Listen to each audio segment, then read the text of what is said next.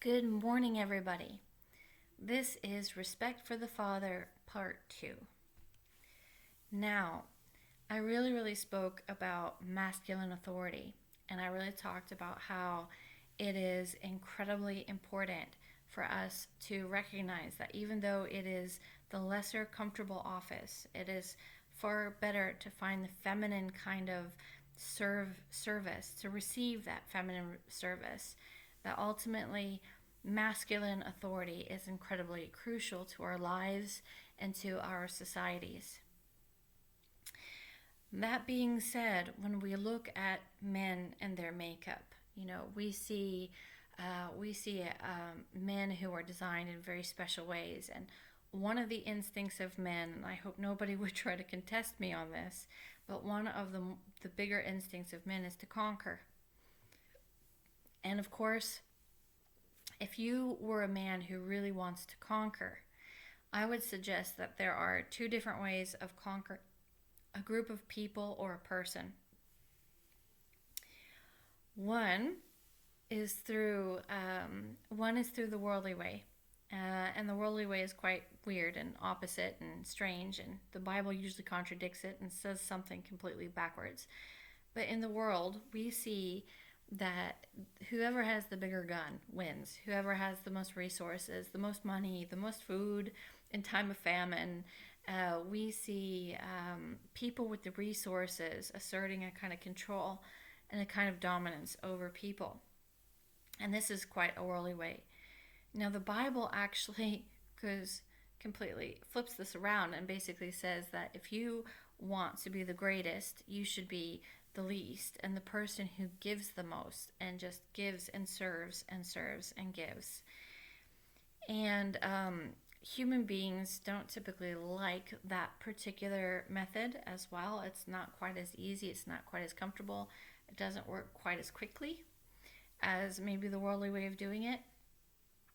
However, it is incredibly efficient. And in fact, however much a person serves another human being is the amount of authority and power and influence they are going to assert over that particular soul.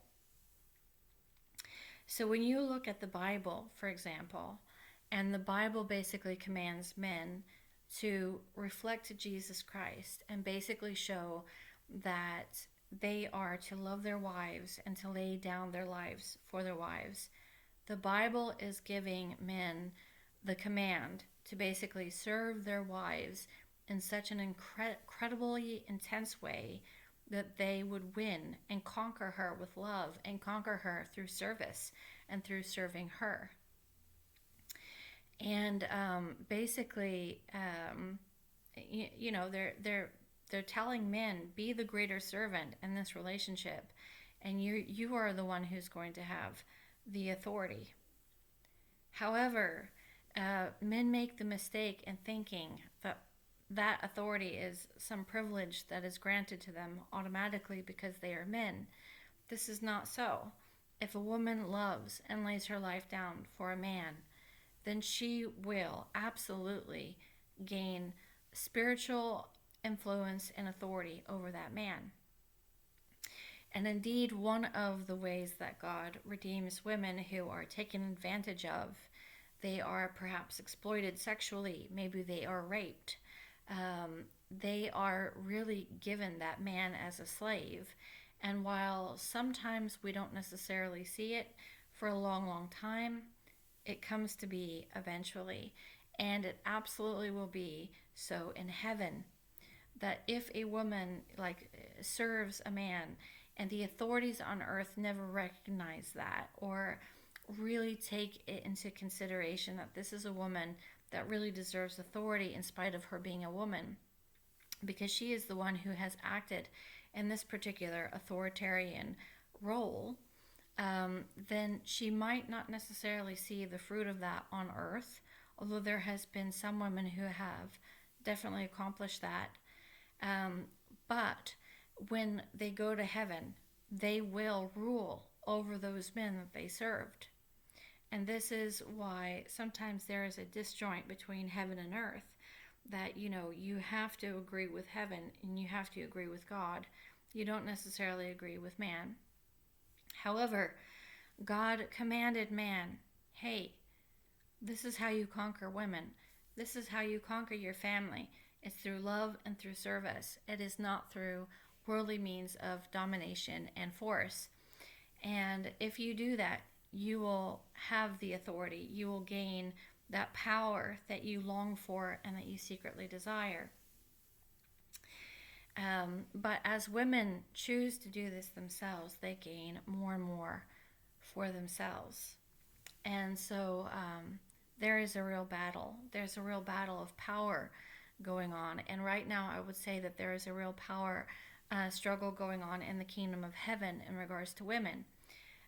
Because as men refuse correction, as pastors refuse to correct their congregations, the men in their congregations, and as they put more and more pressure on women to perform more and more and more, women are gaining more and more authority, and they're having to go to greater and greater lengths to try to make sure that women don't seize control and spiritual influence over them on earth.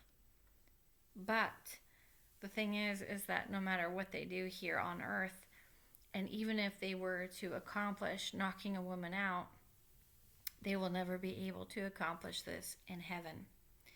So if men really choose and desire to keep their role as authoritarian, as the person who has conquered, as the king, he must do it in the way that Jesus commands. And the less they do it because they don't know how, because nobody corrects them, or because their own selfish lusts get in the way, and they feel that so long as they can wield a physical brute strength over women and children and any other man in order to dominate and control them, the more they will end up losing out for eternity. And who knows how many men have somehow gained for themselves a sort of physical power over a situation just to find out that, well, actually, they now belong to a woman. So, I personally believe that the end goal should not really be about conquering and having lots and lots of people underneath your direct spiritual influence and control. One of the reasons being is because as many people as we collect, we become even more spiritually powerful. And the more spiritually powerful we become, the more possibilities for corruption can be. And corruption is very, very bad and spiritually dangerous. Also, too, I really believe that spiritual influence is, it's not the best. It's really not the best. For me, the best would be as many entities who are standing strong on their own, who are able to basically stand in their own authority, not necessarily underneath a king or a conquering person, but under their own basic, their own sovereignty. They have sovereignty over themselves, over their own spirit. And how do I actually really believe that that sovereignty can take place? I personally believe that has to do with gratitude.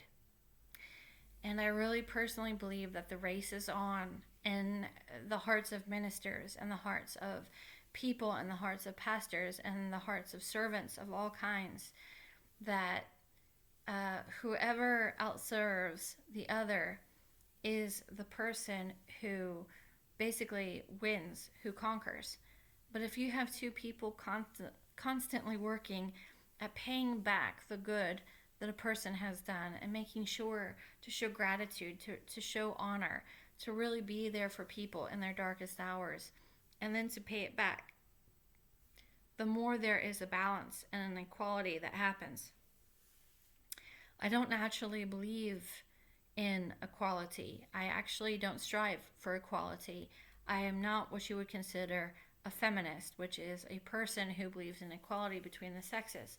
I actually believe in authority reform, which is, it is my sincere desire that men would reject the more worldly, brute strength kind of power and really live as Jesus Christ by laying their lives down and loving others and being that to their wives and to their children and to their societies. And I know many men who do that in many different ways. And I am very grateful for them. And everybody else should be too. Part way to make sure that they don't fall underneath their spiritual influence and power. but it goes even further than that, and that is the more people serve equally, taking the mandate of Jesus Christ to lay down their lives for others, to show gratitude, to show respect, to show honor, is however much equality will actually be in play. So I have definitely been a person who has done the very best that I could to serve others. And I know that that puts me in a position of basically waging a certain amount of spiritual influence over them because of it. And, that was never my intention. My intention was always to try to make sure that there were people who were serving Jesus with all their hearts, minds, and souls, and were as completely sovereign as possible. And I really believe that the way that you do that is through paying it back and through out-serving, especially those who serve you. If those people out there, if they're not serving you, there's not a lot of worries. You don't have to worry too much about doing too much for them, because there isn't any way that they're ever going to conquer you. But if you have a minister in your life who is doing things for you, do things back. Show gratitude, show honor, show respect. Show respect and honor to the police. Show respect and honor to your fathers and to your husbands, if they are actually really doing their job and they are really loving and laying their lives down. When you're looking at a religious and spiritual control, I think I'm going to stop this particular video, and I'm going to relate this to what I understand about religious and spiritual control. So I will continue. To be continued.